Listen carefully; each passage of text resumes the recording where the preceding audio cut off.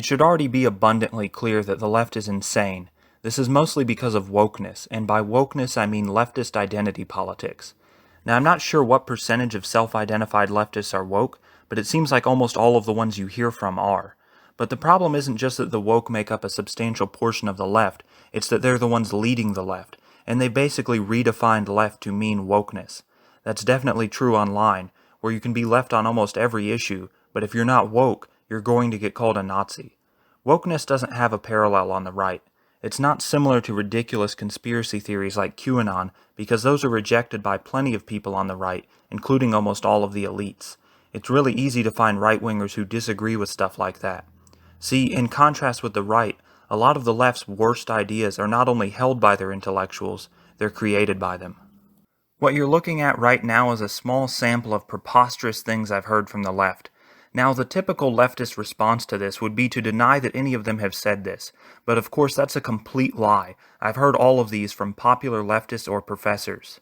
Further evidence of the left's insanity would be the left's characteristic inability to argue, and the countless videos of them looking and acting like lunatics.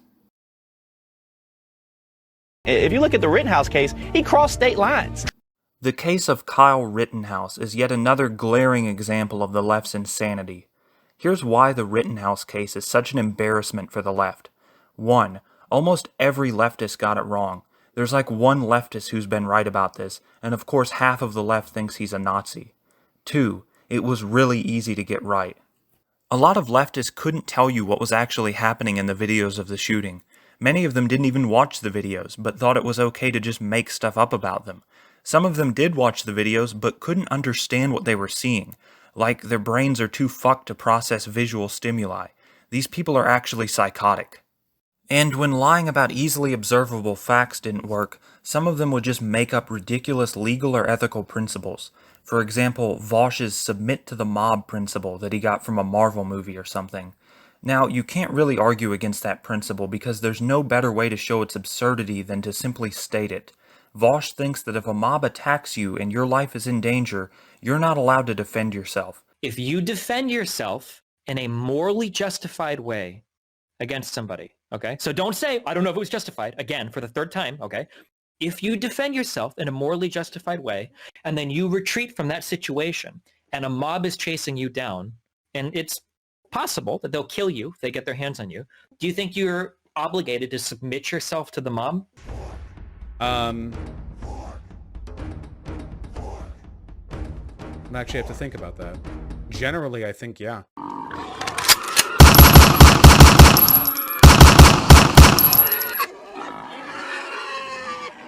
Now, of course, prior to the Kenosha shooting, no one in all of human history besides the most deranged pacifists would have agreed with that. And Vaush doesn't really agree with it either. Everyone knows that if an Antifa member killed some Proud Boys in self-defense, Vaush wouldn't have a problem with that. I mean, look at, there's so many fucking characters to pick. Why? Why this character? Why? Who likes him? Who likes this fucking disgraceful, appalling, abhorrent? I'm not even going to call him a human being. He doesn't deserve to be called a human being. He's a shit stain and he needs to be eradicated as soon as fucking humanly possible. Disgusting. Absolutely disgusting. I could make an entire video, 1 hour long, just talking about my hatred towards this character. I'm gonna stop. I need to calm myself down because it's really just, okay, just calm down. Another example of a ridiculous principle can be found in one of the dumbest tweets I saw about the Rittenhouse case. This guy thinks there's a self-defense principle that says the defender should not use greater force than the aggressor. Far from being a general principle, it's actually hard to imagine a situation where this would apply. The example he gives, gun versus knife, obviously doesn't hold up. If you have a gun and your attacker has a knife, of course you can use your gun in self-defense, even if you happen to have a knife as well. I guess the problem here is supposed to be that the defender has an advantage, but that's a good thing. The aggressor is in the wrong. You want him to lose. Now, keep in mind that I didn't go looking for these tweets. These are just the ones I happened to come across. There are a bunch of tweets claiming that merely having a gun or gloves is sufficient to prove intent or premeditation to commit crime. So these people know nothing about the law and are severely lacking in common sense. It's possible to have a gun without intending to do anything criminal with it, and it's possible to fire a gun at people without committing a crime. There is a such thing as self-defense. It's incredible that these things need to be said. As for the claim that Kyle was wearing gloves to hide his identity, I'm pretty sure the gloves had something to do with him trying to be a medic. If he was trying to hide his identity, you'd think he wouldn't be doing interviews and walking around with no mask. He was in plain sight, surrounded by other people, many of whom were recording. Okay, first of all, notice that this one has over 13,000 likes. This guy posted a photo of Rittenhouse kneeling, and he says that Rittenhouse kneeled, aimed, and fired into a crowd. But Rittenhouse didn't shoot anyone in this stance. This photo was taken after all of the shots had been fired. And Rittenhouse didn't shoot into a crowd, he shot at people attacking him at close range. How is it even possible to be so wrong about what happened? It's not like the video is full of optical illusions. Next, I'll respond to things these leftists have said about Kyle Rittenhouse. We do real news.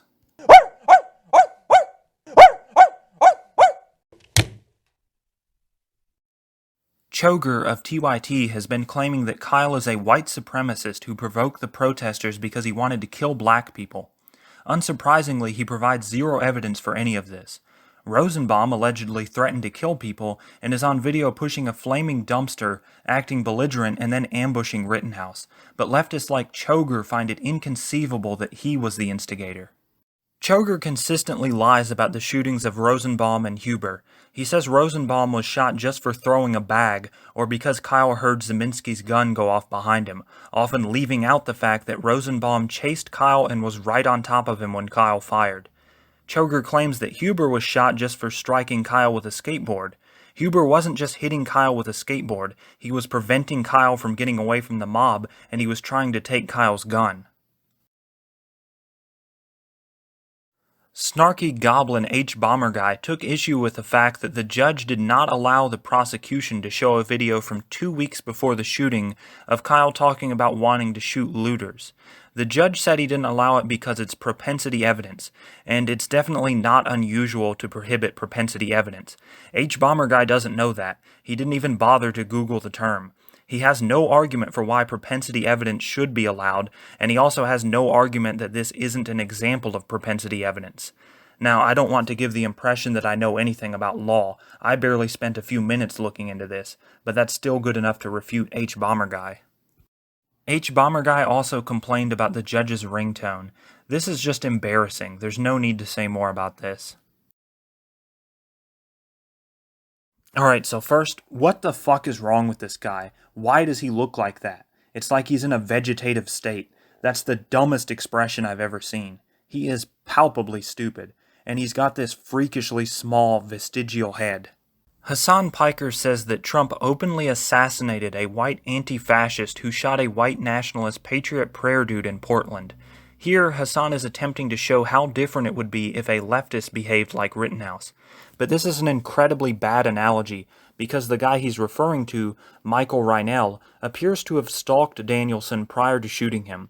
It's hard to think of another plausible explanation of what's going on in this footage. It does not look like self-defense. It's not even remotely close to the Kenosha shooting. Now, of course, Hassan Piker hasn't watched this video because he lacks the attention span, and because he doesn't even have the brain power to keep his eyes more than halfway open. Anyway, Reinell's explanation is that he was trying to protect someone from being stabbed by Danielson, which is pretty hard to believe considering that Danielson didn't have a knife. I'm sure Hassan has said even more ridiculous shit in his Twitch streams, but I'm not going to suffer through hours of his blank stare and moronic bitch voice. I heard about 5 seconds of one of his streams and he was ranting about white supremacy because he's completely detached from reality. Millions of people take this cretin seriously. That fact alone is enough to warrant the extinction of our species. PolitiFact published a fake fact check written by a leftist hack with pronouns in his bio. Just look at him, you can tell he doesn't have a single molecule of testosterone. The article gives a false rating to the claim that it was perfectly legal for Rittenhouse to carry a gun. By rating that false, the implication is that it was illegal for him to have a gun, and that's what the article argued. But now they've added an editor's note that says the law isn't clear on this matter. The fact check didn't originally mention a lack of clarity, and if they just thought it wasn't clear, they should have given it a less definitive rating. There's also a dumb comment about how he wasn't there to hunt, which is irrelevant since the law doesn't require that. And then at the end it says it's unproven that it was legal for him to have the gun. But even if you were to grant that it's unproven, which I don't, that still doesn't mean you can declare it false. So David Pakman is known for being one of the 2 or 3 reasonable people on the left, and by reasonable I mean he doesn't belong in a mental institution. He fucked this case up as well, though not as badly as most leftists. For one, he said that Kyle was absolutely guilty of the gun charge. Possession of a dangerous weapon by a person under 18, absolutely guilty. Well, he hadn't read the law. Here's the law. It says it only applies to people under 18 who are armed with a shotgun or rifle if they have a short-barreled shotgun or short-barreled rifle, or they are not in compliance with this statute, which only applies to people under 16, or if they're hunting without a certificate. Well, Rittenhouse didn't have a short-barreled rifle, he wasn't under 16, and he wasn't hunting. That's why the charge was dropped. Another thing is that Pakman, like many leftists, repeatedly emphasized that Kyle Rittenhouse didn't need to be there. Well, Rittenhouse had a better reason for being there than the protesters and rioters, but I never saw Pakman condemn the rioters or say the police should have stopped the riots. So it looks like his view is that leftists should be allowed to destroy and loot without repercussions. To be fair though, I haven't watched all of Pakman's coverage of this. David Pakman also said that the judge should not have railed against Binger in the presence of the jury, but that's not what happened. The jury wasn't there at the time. By the way, 78% of David Pakman's dipshit audience expected Rittenhouse to get convicted of at least one charge. They almost certainly thought that because that's the outcome they wanted. And of course, their reaction in the chat when the verdict was read was absolutely disgraceful. Anyone need Medico? Anyone need Medico? Anyone need Medico? Now I'm going to talk about 2 common points the left has raised on this topic. Anywhere leftists are talking about Kyle Rittenhouse, you'll see them mentioning, often emphatically, that he crossed state lines. This is another example of one of those fake legal or ethical principles the left made up to criticize Rittenhouse. They act as though crossing state lines is a serious crime. This nonsense started early on, and somehow it took off and became an epidemic of some sort of mental illness. I saw hordes of semi-conscious leftists repeating this irrelevant detail. To me, this is the funniest and most extraordinary thing about the left's reaction to the Kenosha shooting. Another common point from the left is that if Rittenhouse was black or Muslim, he would have been killed by police or convicted. The problem is that I have yet to see them give a good reason for thinking this. They usually just presuppose white supremacy, which is obviously not something their political opponents would grant. The left doesn't know how to argue. Okay, so that's all I'm going to cover in this video. What I've shown here is how hard it is to refute 99% of leftists. You have to be able to do things like sit through less than a minute of footage without hallucinating and read a single paragraph.